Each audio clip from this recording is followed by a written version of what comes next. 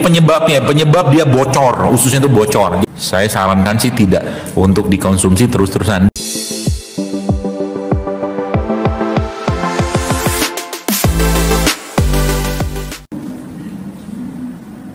Jadi leaky gut ini atau mungkin bocornya usus ini teman-teman sekalian ya, kita kenali dulu penyebabnya ya. Sehingga nanti insya Allah dengan 1-2 tumbuhan atau produk ciptaannya Allah tuh bisa selesai semua. Bisa selesai semua ya. Jadi apa penyebabnya? Banyak banget sebenarnya ya. Mulai dari alkohol, saya pernah sampaikan dairy juga ya, dairy itu produk berbasiskan susu ya. Kemudian beberapa telur, terutama telur bukan telur kampung sebenarnya, tapi telur ayam broiler terutama. Saya sarankan sih tidak untuk dikonsumsi terus-terusan. Dan ada dannya lagi. Telur itu protein. Telur itu kalau diceplok rusak proteinnya. Sekarang Anda bayangkan ada 1 piring nasi goreng ya Pak. Nasi itu sudah masalah nggak? Sudah masalah nasinya. Dikasih minyak, masalah lagi. Dikasih telur, masalah lagi. Terus dipanasin lagi. Apa sehat jadinya kan? Kalau udah bicara nasi biasanya banyak yang berengung gitu ya. Jadi banyak sekali ya GMO. Jadi dia penyebab dia bocor, ususnya itu bocor. Jadi ada bagian atau konten dari ususnya yang masuk ke dalam darah gitu kan. Kemudian apa lagi? Banyak kemudian beberapa jenis obat-obatan ya, termasuk antibiotik, analgetik itu juga menyebabkan bocor di usus. Gitu. Jadi kalau Anda terpaksa makan antibiotik, saran saya Anda makan probiotiknya juga. Probiotiknya apa? Jadi kan di dunia kedokteran saya dulu diajarin kalau orang angka leukositnya tinggi kasih antibiotik. Tidak masalah sih, boleh-boleh saja kalau memang perlu. Tapi ingat, antibiotik maka Anda harus kasih probiotik. Probiotik itu maksudnya apa? Ya Anda harus makan buah, Anda makan sayur, Anda makan minum madu, itu probiotiknya. Itu nggak diajarin zaman dulu. Saya pun nggak diajarin. Ya, mau gimana? Karena pahamnya dalam dunia pengobatan barat saat ini reduksionis. Semua dinilai dari apa yang terlihat secara angka. Hanya itu. Dan ingat, saya kasih pesan kepada Anda, dunia pengobatan kalau saat ini ya saya katakan, mohon maaf saya katakan dunia pengobatan sekarang terutama dokter-dokter, kalau mereka nggak mau berubah, mereka akan ditinggalkan orang. Kenapa? Ada alasannya.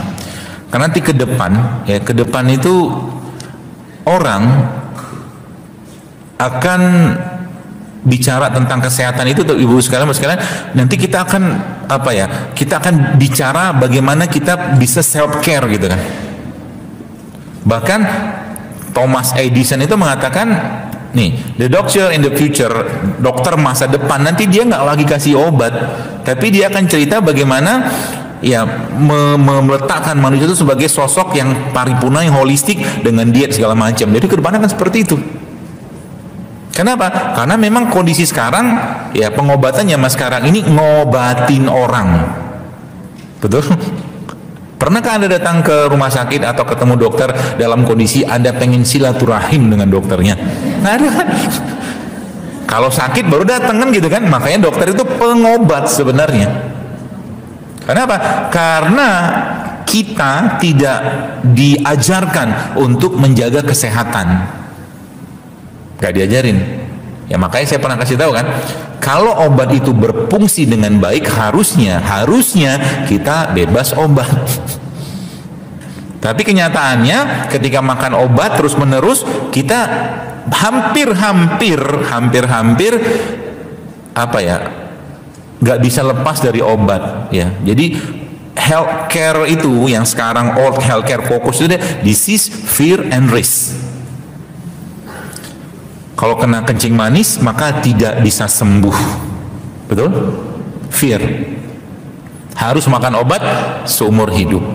Kalau kena darah tinggi Ya, saya tidak menyalahkan siapapun ya. Yang saya kritisi adalah sistem dan pendidikannya yang harus kita ubah. Ya, kita perlu ubah. Jadi orang dibikin takut semua akhirnya kan.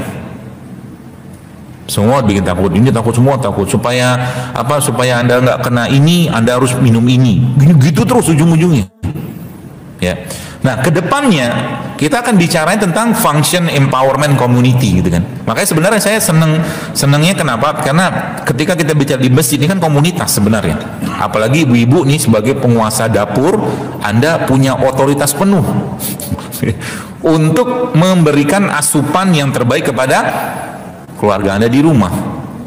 Ya, kedepannya seperti itu. Jadi kita bicara tentang satu komunitas ya. Jadi bagaimana kita menciptakan suatu ambience. Makanya saya kalau udah tahu kenapa sih getol banget saya itu bikin tulisan di IG segala macam itu karena apa? Karena kalau saya ngobatin orang saja kayak nabur garam, dia bilang nggak selesai urusannya. Sekarang hulunya harus kita stop nih. Hulunya harus kita perbaiki dengan cara apa? Anda mulai minum kayak infus water kayak ini kayak segala macam, tunjukin ke orang, itu mempengaruhi orang. Banyak orang udah kayak begitu ya sekarang ya. Baru saya ngomong sudah langsung bawa infus water yang langsung diminum. Alhamdulillah, kelihatan. Alhamdulillah. Jadi gitu. Terus kalian bicara tentang komunitas. Nah, bahkan saya berpikir tuh kayaknya nanti suatu hari kelak someday, cita-cita gitu kan, bikin satu konsep perumahan yang benar-benar sehat gitu kan. Di situ ada peternakan, ada pertanian, ada perkebunan, sekolahnya sehat, gitu-gitulah. Sampai kayak begitu, membayangkannya. Ya, cita-cita ke depan. Kalaulah masih ada zaman, keburu Imam Mahdi datang. Ya, jadi gitu tuh sekalian. Jadi dan tubuh kita, tadi saya sampaikan bahwa tubuh kita ini sudah dibekali Allah dengan tools-toolsnya. Ya, ini kalau Anda lihat gambar di depan ini gambar sebenarnya gambar pohon gitu kan, tapi diilustrasikan dengan paru-paru. Jadi paru-paru kita sebenarnya bisa kita optimalkan untuk apa? Untuk mengubah kondisi. Apa yang diubah kondisinya? Jadi ada namanya pernapasan diafragma. Pernapasan diafragma. Pernapasan diafragma itu dengan cara apa? Jadi gini, ketika Anda begini ya, Anda ada bernapas. Ini yang bekerja sarafnya simpatik namanya. Jantungnya deg deg deg deg deg. Tapi ketika Anda tarik nafas, Anda buangnya melalui mulut, gitu, maka yang kerja nanti diafragmanya dan ada bagian dari parasimpatis nanti akan bekerja. Artinya apa? Nafas kayak begini saja, itu kalau rutin ya Anda lakukan sehari 10 kali itu bisa menurunkan tensi. Tapi pelan-pelan, jangan bikin tensi naik juga. Apalagi dibarengi dengan zikir. Ini saya katakan tubuh kita itu sudah disiapkan Allah perangkatnya. Ya, perangkatnya disiapkan sama Allah, ya. Seperti itu.